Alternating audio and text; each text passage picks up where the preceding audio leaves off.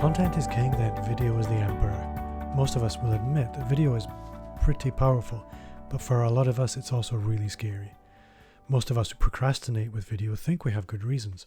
The sound's not good enough, the lighting's poor, we're waiting for a new camera, and that's all before we even start thinking about the emotional reasons it's difficult. This week, my guest is Brian Fanzo, and he's probably one of the most prolific content marketers on the planet, and he's going to help you and me press the damn button. Hi there and welcome back to Amplify, the Digital Marketing Entrepreneur Podcast. I'm Bob Gentle, and every week I'm joined by amazing people who share what makes their business work. If you're new to the show, then welcome along. Just take a second right now to subscribe so you don't miss new episodes, and you can grab some older ones when you finish this one. Don't forget to join our Facebook community.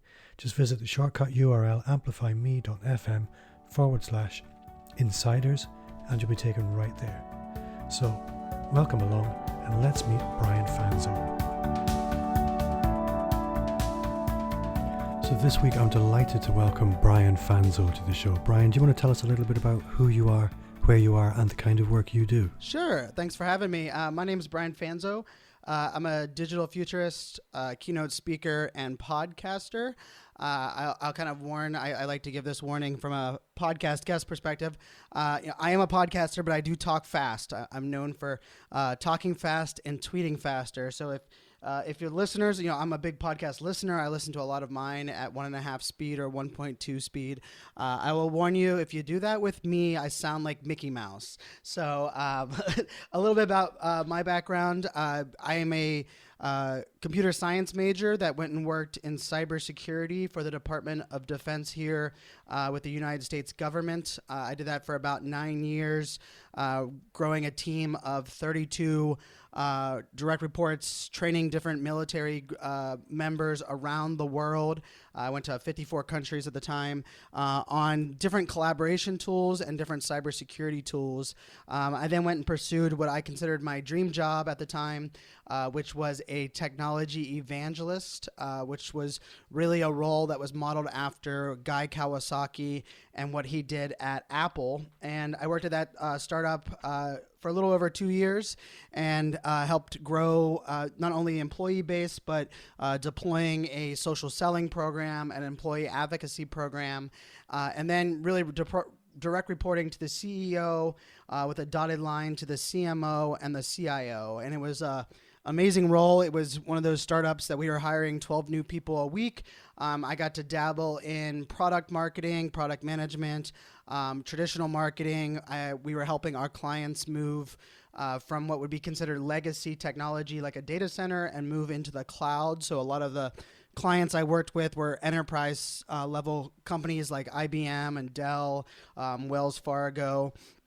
And then after about a little over 2 years, the startup I worked for was being purchased, and that purchase kind of gave me the push into entrepreneurship. So I've been an entrepreneur running my own brand, which is iSocialFans, for a little over 5 years now. I started doing a little bit in the marketing agency side, but really what my main focus has been is, and really it's the thread that has been the backbone of my entire business, is my goal is to translate emerging technology and trends into business action. So I do a lot on social media, a lot in marketing. I do a lot around digital, but I also dabble in artificial intelligence, leveraging kind of my background in cyber. I do about 60 to 70 keynotes a year. I've now been to 79 countries. My goal is to make it to 100, which I'm on pace to do. And so I'm a full-time speaker now. I have a speaker agent that I brought on board a couple of years ago, and I really love what I do. I'm very active on social media. I currently host 2 podcasts, and I'm launching my 3rd podcast later this month. Big fan of podcasting, big fan of travel. I'm also a dad of 3 girls that are 10, 8, and 6 years old. And that's a little bit about me. That's kind of brings you up to speed with where I'm at now. And I'm currently based out of Washington, D.C. So if you hear a little bit of rain in the background, we're getting some of that icy rain mix here in D.C. But excited to be here and excited to have a conversation with your audience. Well, thanks again for making the time for me. One of the things which always strikes me about you is you're always doing an insane amount of stuff. And I really want to ask you about how you manage your time. But first, I want to have a chat about your confidence. Now, I'm not the most outgoing guy in the world, and when I watch you, the standout feature is the understated confidence you bring to everything you do, and sometimes it's not understated. Now, I remember watching a video you posted in an airport departures lounge with people all around you, and I can only think, how the hell does he do that? Where does he find the balls to do that? So where does he find the balls to do that? Oh, that's a good one. I don't think anyone's presented it that way. One of the things that throughout my life, one of the things that and I talk about this a lot, for me, social media, digital, online, video creation, prior to 2013, it wasn't something that I was doing. I was speaking. I was the face of my organization and my company. I had presented at the Joint Chiefs of Staff here in the Pentagon in the United States. But I was very active. I've always kind of walked to my own beat. But there was always a disconnect for me between the online world and the offline world. I worked hard at trying to post things and share things that I thought other people wanted to hear or were looking for. And it became very stressful. And November 2nd, 2013, my mom, I'm a big mama's boy, called me out and just said, "Hey, Brian, one thing in your life that you've always, embraced is that you are unapologetically yourself." And she's like, "I'm curious, or I'm wondering if you're living and what you're sharing online is the same." And I remember telling my mom, like, "Of course, Mom. Yeah, sure." And then I started just thinking about things, and there was a lot of things that I was, hiding or not sharing online. I was really, just not connecting the dots. And so on that day, I wrote on my mirror in big letters, "Be yourself." Just be yourself. I wrote that in all capitals on my mirror. And I can tell you, since that day, everything has changed. So that confidence that you see now, really, the confidence has always been there. I've been very blessed to be kind of not only an extrovert, but someone that enjoys, connecting and talking to people. But that's kind of when my journey kind of started. I started, I wear my hat. I started not hiding the fact that I talk fast. I started sharing more transparently who I was, what I was about. And for me, a lot of it was, it's been growth. I've done live streaming came out. I had a Google Plus show where I had done a little over 300 interviews over 2 years. And then live streaming came out. It was called Meerkat. And then there was an app called Blab. And then there was one called Periscope that Twitter owns. And then, of course, Facebook Live. And during the time, I went all in. And I can tell you, I've done over 3,000 live videos since 2014, which is a lot. And for me, starting to get in the flow, understanding what messages worked, what messages didn't, it took a lot of practice. I was never extremely comfortable on video, but I've got very, much more comfortable now these days.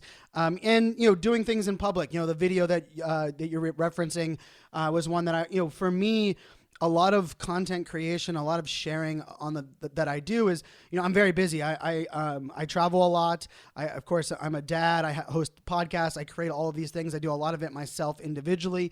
And so for me, creating content, videos like the one you referenced, I have to do those in the moment. I have to do those, my mantra, the book that I'm finishing writing right now is called Press the Damn Button. And really what press the damn button means is that, there's no need to try to be perfect. There's no need to try to be like somebody else. It's more important to put yourself out there.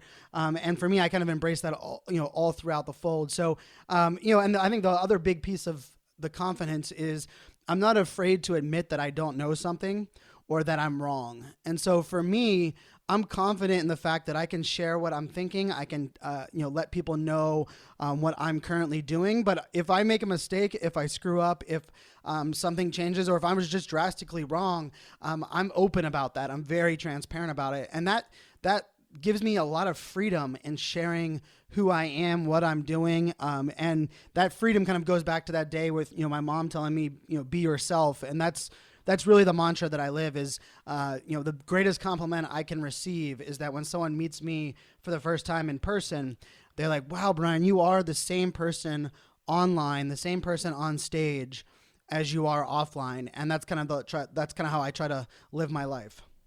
I think that's really courageous. And something I really like is that you're not scared of being called out. I mean, simply applying the law of averages, you're going to get stuff wrong, but you don't let that stop you. So what's your take on perfectionism? Because for a lot of people, I think that it's perfectionism which stops them pressing the damn button.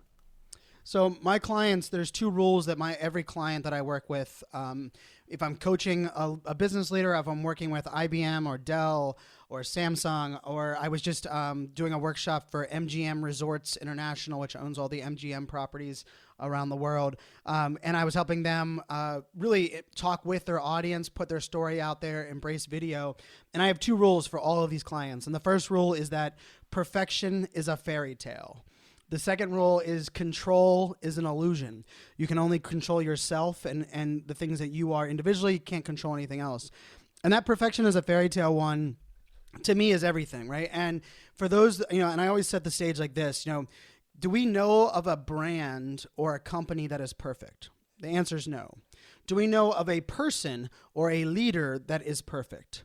And sometimes when I ask that on stage, someone will say, oh, Mother Teresa is perfect. But I don't think Mother Teresa, even when she was alive, would say that she was perfect. And so if we realize that there's no person perfect, no brand or company that is perfect, our desire to try to be perfect ultimately works in reverse for us. And the reason I say this is that the more that we try to convey that we're perfect and we do nothing wrong, what we're really saying is that we're lying, that we are fake and we are a fraud, because we just talked about the fact that no one is perfect. And so I really do look at perfection as a roadblock to success. And for a lot of people, they'll make excuses. Hey, I'm not going to create a podcast because I don't have the right equipment, or I'm not going to go use this video because I only have 30 minutes, or I'm not going to do this because, I've never, whatever it may be. And I think, when we remember that perfection is a fairy tale, and then the other piece of this is remembering that, when you're putting yourself out there to the world, we are our own hardest and harshest critics. It's amazing that even in our world that we live in today, which is rather diverse and rather, especially here in the United States, rather segmented in the fact that we are very disconnected across the board in many things, especially politically, and a lot of things that go on. You would be amazed how forgiving and open people are to our ability to just manage our own expectations. And so, like, for my first podcast episode, everyone told me, Brian, you need to have a podcast episode that goes out the same day every week. It needs to be a certain length, and it needs to be, and they gave me all these rules. And well, here's the fact is that that's not me. And so on my very first episode of my podcast, I said, guys, here's the deal. I'm not going to pay for high level production. I don't know which day of the week the podcast will launch because it's, my schedule is a little bit crazy, but I will promise you that I will not waste your time, that I will deliver the content, to the best of my ability, and that I will not, I will do everything I can to learn and grow. And if you're willing to grow and, understand that's who I am, then I appreciate you being, a listener of my podcast. And you would be amazed. I have not once, and I'm now on episode 124 of that show. Not once has someone came back to me and said, Brian, I wish I knew what day of the week your show came out on, right? And I think that to me is one of the most important lessons that we can learn is not only perfection, but we as individuals or business owners or thought leaders or content creators, whatever you consider yourself under, we decide and manage our own expectations. If you are trying to convey perfection, you will be judged against perfection. For me, I started off this podcast by saying that, hey, I talk fast and that's just who I am. The reason I own that out of the gate is because I am managing your expectations. As you're listening to this show, you are not going to complain about me talking fast because I owned it to start the show. If I hadn't said anything, there's a good chance some of your listeners would have been like, ooh, man, he talks too fast, or I really wish he slowed down, or halfway through the show, well, I can't listen to it sped up anymore. And so for me, the more you put yourself out there, the more you manage expectations publicly, the less perfection gets in the way of you trying to deliver the content and the things that you want to put out. I really like that. For me, perfectionism is always there as a mental excuse not to do something, but it really just gets in the way of all other potential. So I think that's really good advice. Now, when I look through the list of things you're doing, it looks like a monster, to be honest. And I'm really keen to learn how you manage your time, how you prioritize, and what you say no to. So it's one of the hardest lessons I've ever learned. In 2016, I didn't really know how to say no. In 2017, I made the mistake of, I realized that saying yes to everything was not good, but I struggled with saying no. So I started saying maybe to everything. And I can tell you, maybe is actually worse than no, because maybe just prolongs people to continue bothering you and continue getting requests. And so what I've kind of learned now, for me, and like I create a lot of content. I create 4 videos a week for LinkedIn. I create about 6 videos for current clients. I'm doing 60 to 70 keynotes a year around the world. I do host we'll be hosting the 3 podcasts. I manage, I'm active on every social media channel. Mainly the reason for that is, I try to help my clients pick the right channels to be on, and therefore I need to be active on all of them. And so when I look at prioritization and I look at things for me, is that I really, over the last 18 months or so, I've tried to become more self-aware and really understand how I work best and configure my life to best live that kind of life. And so I do a lot, I do create a lot of content. I do have a lot of things that are coming into me, but I try to, manage my calendar where certain days of the week I will do podcast guest, interviews and such. For tomorrow, I have the first 6 hours of my day blocked off to create video content, where I'll probably create somewhere upwards of 20 different videos over the 6 hours that I have tomorrow. And then I try to, manage, notifications and distractions. So, different, if I'm on my laptop, I have different notifications on than when I'm on my iPad versus what's on my phone. And for me, that's kind of really worked really well, is that I'm not distracted or disconnected in some of those cases.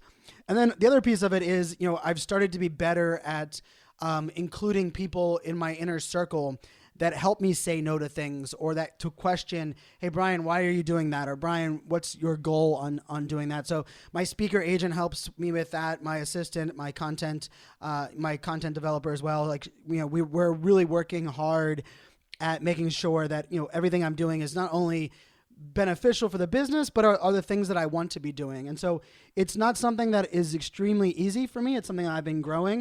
And then the last part of it is, I'm very calendar driven for a lot of things, but I'm also one, I was diagnosed with ADHD at 31 years old, so 7 years ago. And I take medicine twice a day for my ADHD. And it's been one of the greatest things that's ever happened to me. I better understand who I am.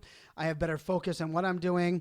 But it also is something that I had to learn how my brain works. And so oftentimes I will notice that, if I'm editing a video, or maybe I'm just creating a graphic on Canva or Adobe, I could spend 20 to 30 to 40 minutes on this one piece. And what I learned was, although we can try to be perfect or we can tweak things, for me, I started to say, well, what is the optimal amount of time that I should spend on these things? And so I can tell you, when I'm editing my podcast, I put a timer on my phone that's 15 minutes.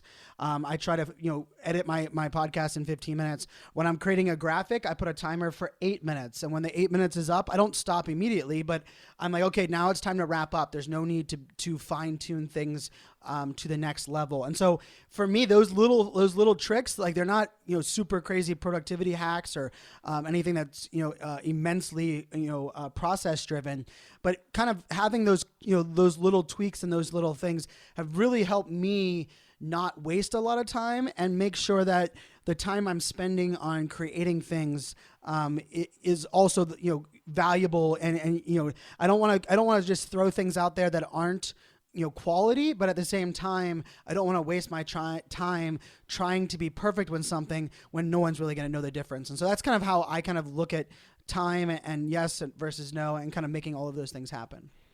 There's actually a lot of discipline in there. There might not be a revolutionary productivity hack, but there's a lot of discipline, and perhaps that's the key. Something I really have to explore with you is video and video content specifically. One of the stats I read somewhere on your social media was from Cisco, saying that by 2020, 81% of web traffic would be driven by the consumption of video. I think I got that right. Yep, that's correct. So what that's saying is that people, particularly in my space and in my audience, they really need to be producing video. But creating video is hard for a lot of people. So I'm interested to know what your process looks like in a couple of areas. But firstly, your content, it looks spontaneous. So what preparation or scripting do you do?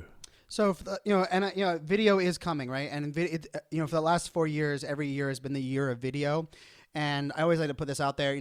The reason video is so powerful is that it is the closest thing that we can get to what we experience offline when we are connecting with somebody, right?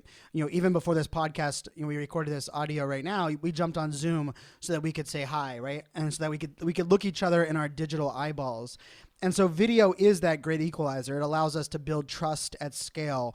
It allows us to convey a message with nonverbal cues, and allows us to share our passion and the disconnect of faking it till you make it, or everything online on a website not being true is really eliminated when it comes to video. But video is also scary, and it's, press the damn button for me. A lot of what that really means is that, video is scary for everyone. When you start out, it's going to be difficult, but you have to start somewhere, right? No one is great at it. I try to remind people, we're not trying to be what we see on the television. We're trying to be what we see online. And there is a difference there. But when it comes to a script, I think different people work in different ways. A good friend of mine, he does a script or a teleprompter for all of his videos. For me, I kind of have a rule of thumb where I have every video I create, and this is actually including podcasts as well. I have a sticky note that I usually put underneath my camera or underneath on my monitor. And on that sticky note, like I'm looking right now on my desk, I have 7 sticky notes that are on my desk for the 7 videos that I'm recording tomorrow. I usually have 5 bullet points, so 1 through 5. And the first 3 are things that I want to make sure to cover, or takeaways that I want my audience to have from this piece of content. And remember, some of my videos are 3 minutes long, some of them are 30 minutes long. Interestingly enough, I use this same rule of 5 for all of those, because I understand that everyone learns differently, but I want to make sure that this is my own, this is the way that I do it. And so the first 3 are those takeaways that I want to make sure that I cover. The next 2, one of them is a story or a reference point that I want to make sure to include that either backs up those 3 things above or adds additional context or flavor to the video that I'm creating. And then the 5th one, the last one usually is, a story or some piece of humor or some kind of, usually self-deprecating humor or something that will make the video or the audience that is watching it memorable. And, it might be something like, hey, I'm recording it in the airport, or it might be like, acknowledging the hat or the shirt that I'm wearing at the moment. And so those are the 5 things that I put on a sticky note. I put them up, on my phone or on the camera. I press the button. I do, kind of my intro that I'm very comfortable doing. And then I get in those topics. And the neat thing for me on that is that it gives me the freedom to go wherever I want to go with the video, with the conversation. But it also gives me a little bit of structure to make sure that I don't go too chaotic. And at the same time, I make sure to hit the things that I wanted to cover for those videos. And it took me a while to kind of craft that formula for myself, but I can tell you it's what works really well for me. I've hosted a lot of events where I go up on stage and I host events. And a lot of times they'll try to give me a script, and I'll explain to them my rule of 5. And if I can get them to trust me and give me a chance with the rule of 5, they're usually amazed, and they end up embracing that. And like, you're right, Brian, you don't work very well from a script. But on the flip side of that, one of the couple creators that I work really well with that are fellow speakers that do a lot of video, they're very scripted to the point where they practice the script, reading the script out loud multiple times. And if that works for them, that's great. But, I think for the audience, especially those that aren't comfortable on video yet, my advice for those that aren't comfortable on video yet is that rather than worrying about, video online, I challenge you to FaceTime or Skype or Zoom with your friends or family 5 times a week. And just do it every 5 times a week for a month. So rather than just calling your brother or your mom or someone you're working with, use a video chatting service, because it takes a while to get used to looking at yourself on video and seeing yourself talk and looking at those mannerisms. And a great way to practice is to do it when you know it's not going to be recorded. You know the person that you're talking to is not going to really judge you, and if they are, they're family or friends. And that kind of gets the ball rolling. And then you're going to want to just, start creating video and kind of coming up with your own formula. But that's kind of what's worked for me, and it's what I embrace. And I think we all can kind of test and tweak it and find a way to best deliver in a way that's very conversational. Because for me, I want to be relaxed. I want to be myself, and the best way I've found to do that is using this rule of 5. You've preempted my next question, and it was going to be around comfort zones. Comfort zones in any area, they're a bit like a muscle, and the more you exercise the muscle, the bigger it grows. And that tip with video chat is such a good idea. I would never have thought of that. You could even extend it and make it more challenging, I guess, by sending one-on-one recorded video messages. Interestingly, there are people I video chat with and there are people I don't, and there's no reason for that. It's just what I'm accustomed to. And I think using video like that to build that muscle is such a good idea. And I will also say, kind of another tip for that, and this is for everyone starting out, and this is kind of probably something that sounds counterproductive, or what is like the opposite advice of what everyone else gives, but it's what I know for a fact is a big roadblock, is when you're creating video, more often than not, when we're like, okay, I need to create video for my website, or I need to have a YouTube channel, or I need more video on my Facebook page. The mistake I believe that we make is that you cannot start where your audience is. You must start where you individually are most comfortable. What I mean by that is, if you want to create YouTube style video, which, YouTube video for, to simplify it is a much more how-to style video. You need to SEO it. You need to understand the nuances that exist in YouTube. Having that as your first goal, but yet you're not comfortable talking on video, makes that very hard. And so what I tell people is that, what kind of video do you like creating, or where are you most comfortable? For me, starting out, I noticed that I was not good standing in one spot creating video. And so when I started out on video, what I found is that the video that I was most comfortable doing was then when I was walking around, or I was walking down a street, or actually one of the most popular videos I've ever created, in the last 6 years, was a video at South by Southwest in Austin, Texas. As I was walking to the event, I created a video where I was just kind of walking and talking and sharing my own insights and vision on what I was looking forward to.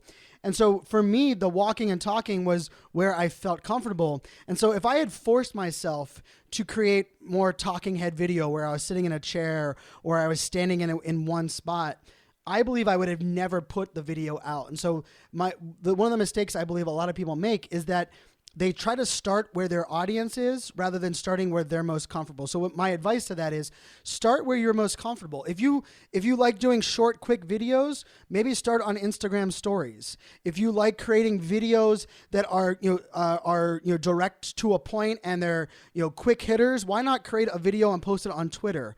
If whatever that may be. And then once you get comfortable figuring out your cadence for your video creation, then the second thing you do is go and create video where your audience is.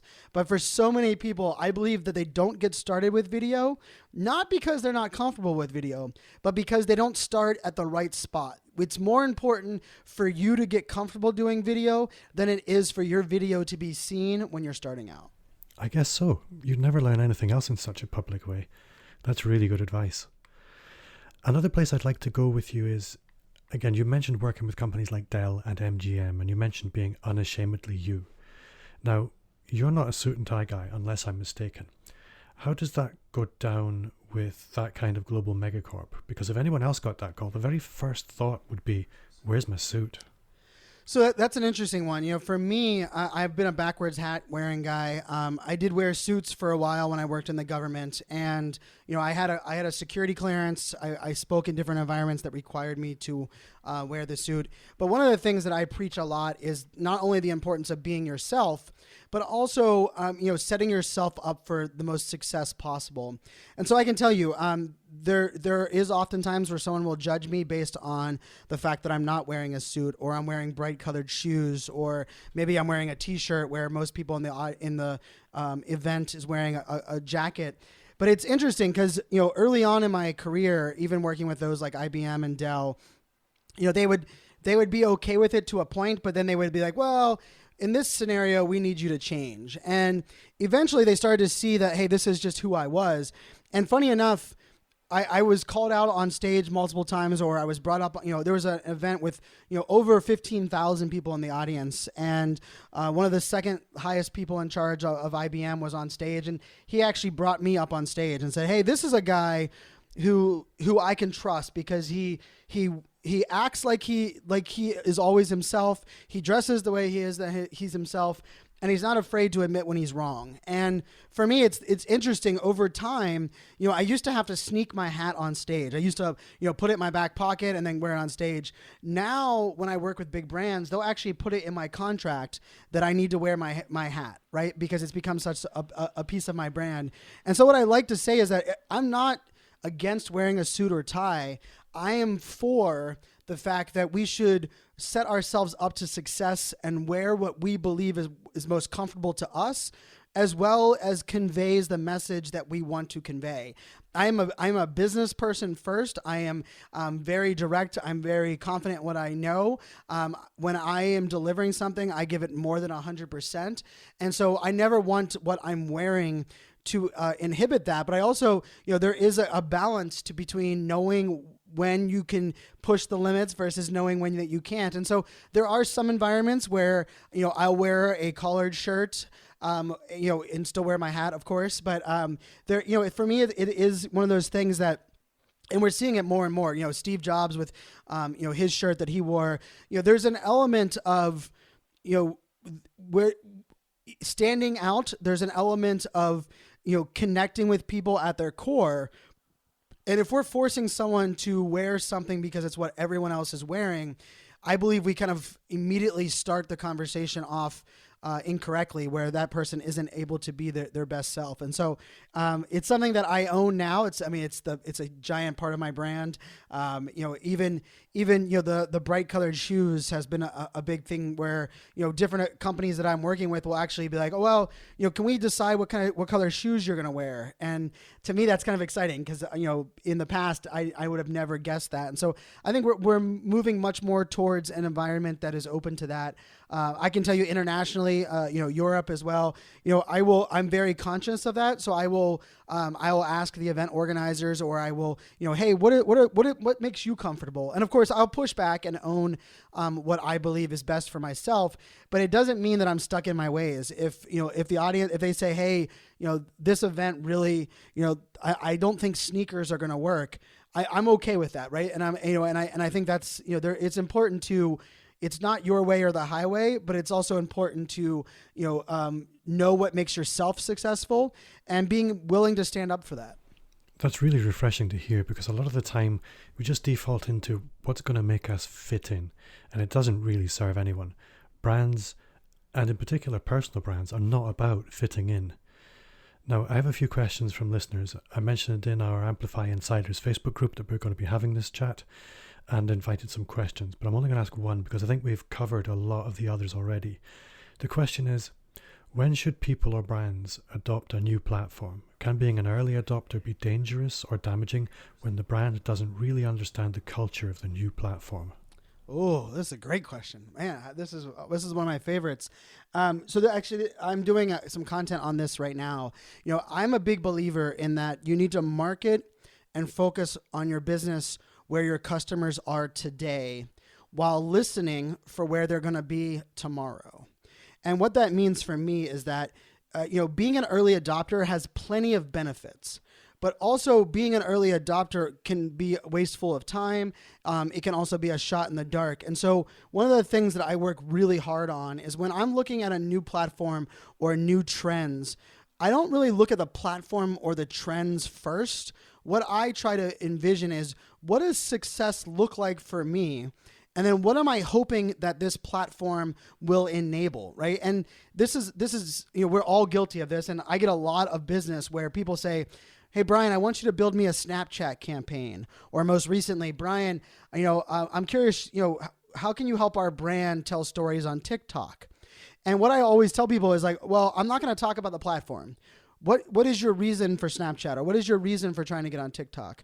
And they'll say, well, I want to reach the younger generation. And I'm like, well, the younger generation lives on a lot of other platforms as well. Like, what do you mean by reach them? Like, what is and so I really try to dive deep into defining the goals for us, testing out and understanding a new platform.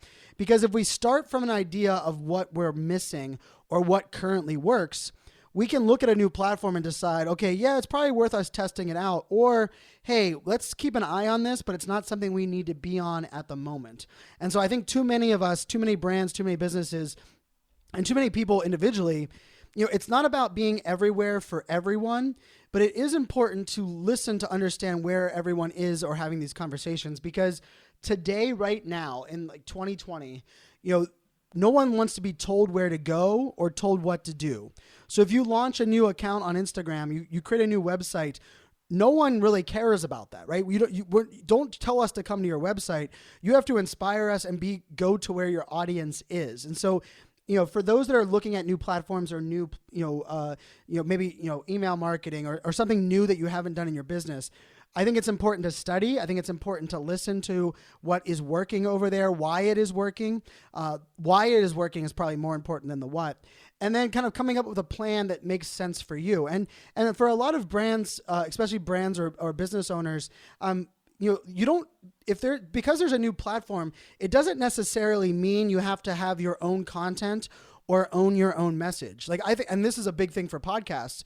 Like when most brands come to me saying that they want me to help them understand how to launch a podcast, what ends up happening is I realize that they don't want to host a podcast.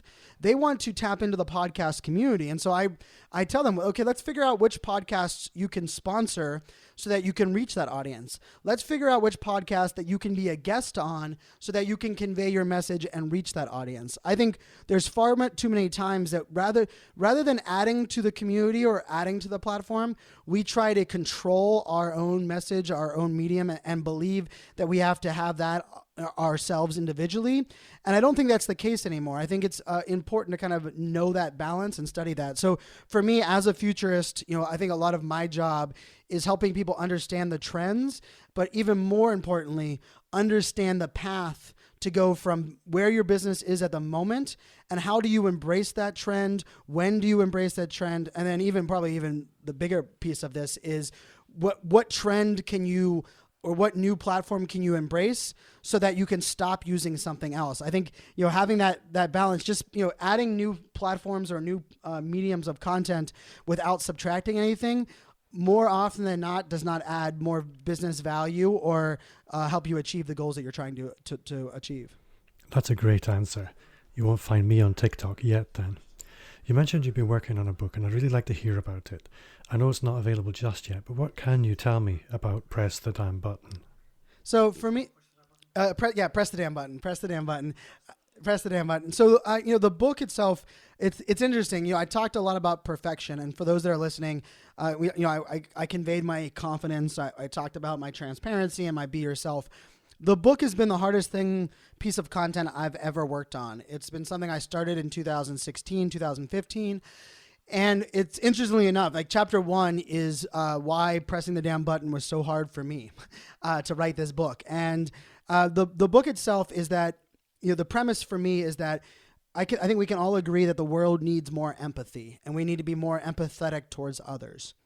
But when we say that, or we hear someone talking about empathy, it's kind of like the notion of someone telling us that we need to change the world, right? It sounds great and we all nod, but we don't even understand what our role is in that, and how do we start, and what can we make as an individual impact. And we've heard things all the time, right? Like if we each do our own little bit of change, together we'll change the world. And so Press the Damn Button, the book, is that I believe empathy actually starts with me. And what I mean by that is if we want to make the world more empathetic, we first have to tell our own story and allow people to be empathetic towards us. And so the book really is kind of a choose your own adventure style of, hey, this is the mindset you have to get to put yourself out there. This is the things that you need to embrace. This is the ways that you can tell your story. This is the value of being vulnerable and transparent. And it's really kind of, it walks you through this journey of, because it is awkward. It's awkward putting yourself out there. It's awkward talking about yourself.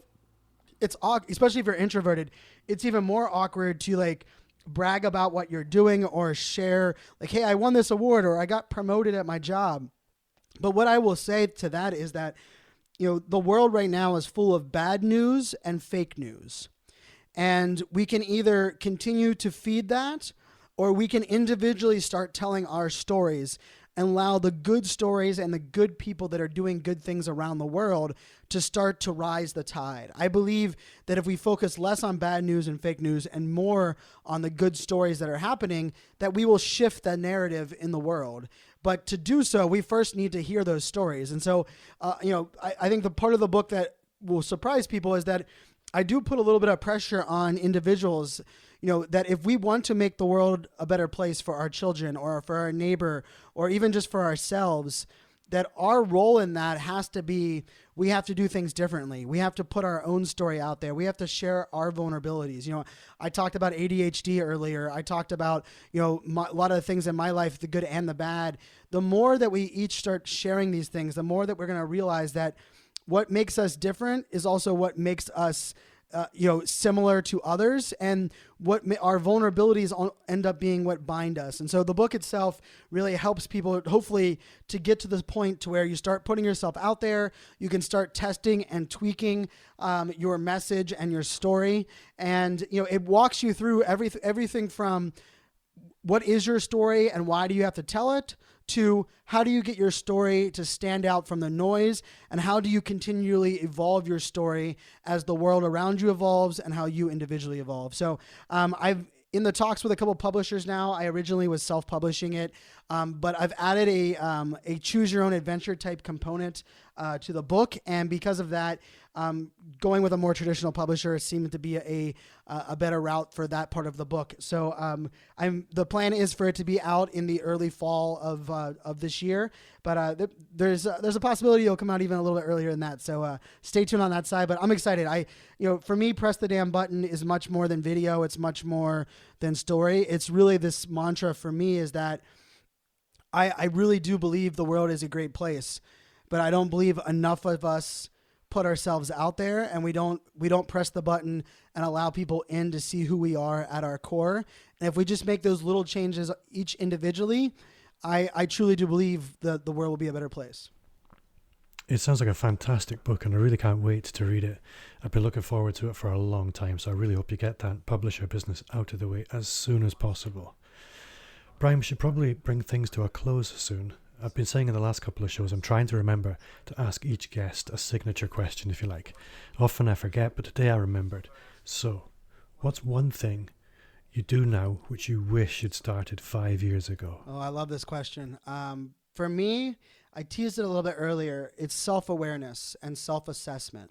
And what I mean by that is I work really hard at documenting what I do each day and what things I'm comfortable doing, what my strengths and weaknesses are. I even do like a time-lapse video of myself on once a month or so, where I just put it up in my office and I time-lapse record what I'm doing. And then I go back and watch it, and I try to look at it and say, okay, what can I tweak? What can I adjust? What am I good at? What am I not good at? And it's allowed me to really change my routine. When in the past, I would wake up in the morning and I'd be so motivated and fired up, I would create content at that moment. And then when I wasn't feeling as motivated or inspired, I'd go into email. Well, naturally, I hate email, and I hate replying to email. I hate managing my inbox. And so what I figured out by being more self-aware is that I realized that I should start when I'm most passionate and most fired up, I should do the things that I like doing the least, right? Like it's that piece of that. And so I think self-awareness is the number one piece. I can honestly say it includes, like video creation and all of these things that I talk about, for me, I always was confident, but I don't think I ever really truly became self-aware. And for me, self-awareness is something that I adjust on a monthly basis, and it allows me to tap better into who I am at my core. And it allows me to also, forgive myself. If there's certain things that I do that aren't great, or I'm having a bad day, I'm self-aware enough now to realize that, not every day is going to be a great day, and not every day am I going to be passionate, am I going to be at my best self. And because I'm okay with that, it allows me to kind of push through in those tiresome days. So without question, that for me, the thing I wish I invested in my own self-awareness 5 years ago, even 3 years ago. But about 18 months ago, I took a deep dive into that, and it's something I continually tweak and test and adjust each month as I move forward. That's a brilliant answer. So my final question is, Brian, if anybody listening wants to connect with you, how would you like them to do that? So as I mentioned before, I'm on every single channel. And one of my tips for everybody that's out there is consistency is extremely important. The world is really noisy. The digital world is very noisy. People are going to Google you. People are going to look you up on LinkedIn. People are going to, maybe they're on Twitter, maybe they're on Instagram. And so no matter where you're at, it's important to be consistent with the story you're telling, the message you're telling. So my brand, my business is iSocialFans with a Z at the end. So it's iSocial and then FANZ with a Z at the end. And I'm that's my username on every single platform. My podcast is called FOMO Fans, which is kind of building on that same piece. But what I tell people is that, I'm on every channel. I create a lot of content. Whatever channel is your favorite, if it's LinkedIn, if it's Instagram, it's Facebook, give me a follow there. You don't need to follow me everywhere. I do create a lot of content. Give me a follow there. And if you're in an association, maybe you run an event, or maybe your company would love to have me speak, my speaker website is brianfanzo.com. So just my first name, last name, .com. All of my speaker information is up there. My, the testimonials, the videos, the current programs that I'm delivering. But for me, that's kind of the beauty of the digital world. You can give me a follow wherever it makes the most sense for you. And stay tuned. I have a new podcast coming out at the end of the month. I haven't debuted the name of it yet, but it's going to be a lot of fun, a different take, fully produced podcast, something that I haven't done in the past. But until then, you guys can check out my current podcast, which is called FOMO Fans, FOMO FANZ or Z at the end. Brian Fanzo, you've been a fantastic guest, and I can't wait to speak to you again soon. My pleasure. Make it a great day.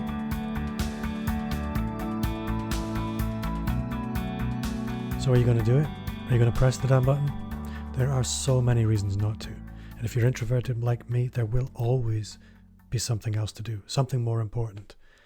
Before I go, just a quick reminder to subscribe, and if you haven't already, to join our Facebook group at amplifyme.fm/insiders. I would love for you to connect with me on social media. Just follow me wherever you are. You'll find me at Bob Gentle.